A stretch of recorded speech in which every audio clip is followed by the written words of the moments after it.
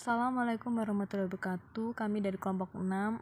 Di sini kami akan menyampaikan materi tentang susunan kenegaraan yang paling tepat bagi negara Republik Indonesia.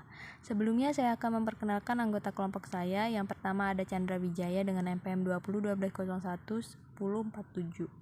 Selanjutnya ada Muhammad Faril Zulaika dengan NPM 20 1201 1220. Selanjutnya ada Nabila Yulestari dengan NPM 20 5201 1040. Selanjutnya ada Tessa Aprilia dengan NPM 20 1201 1053. Dan yang terakhir yaitu saya sendiri, Zeni Nurmayanti dengan NPM 20 1201 1135.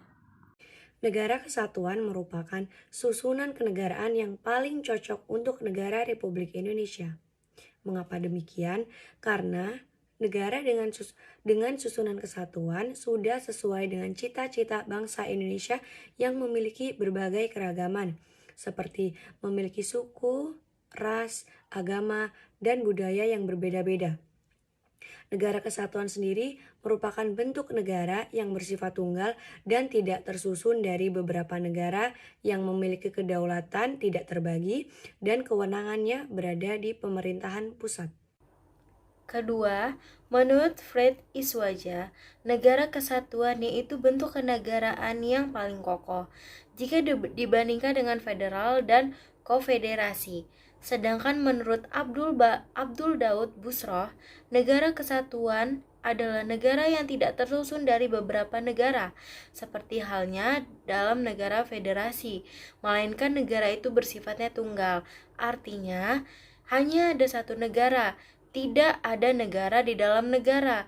Sedangkan negara federal adalah sebuah bentuk pemerintahan yang terdiri dari negara-negara bagian yang saling bekerja sama dan membentuk suatu kesatuan yang bernama negara federal. Masing-masing negara bagian memiliki kewenangan khusus dalam mengatur pemerintahan negara bagian. Yang ketiga, sebagai contoh negara federal itu tidak cocok untuk Indonesia dan bisa membuat negara Republik Indonesia menjadi terpecah belah. Yaitu, pada tahun 1949, Indonesia pernah berubah menjadi RIS, Republik Indonesia Serikat, dengan 16 negara bagian. Dalam perubahan menjadi RIS ini, Indonesia susah untuk berkembang dan mengalami masalah, yaitu perpecahan antara negara-negara serikatnya. Hal ini menyebabkan Indonesia mengalami krisis dan juga kemunduran.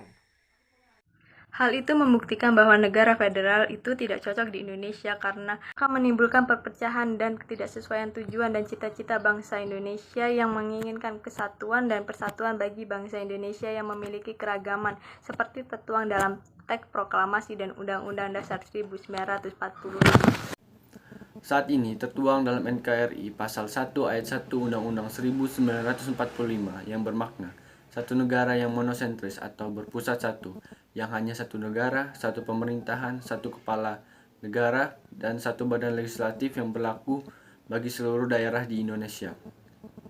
Dalam melakukan aktivitas keluar maupun ke dalam diurus oleh satu pemerintahan yang merupakan langkah kesatuan, baik pemerintah pusat maupun daerah.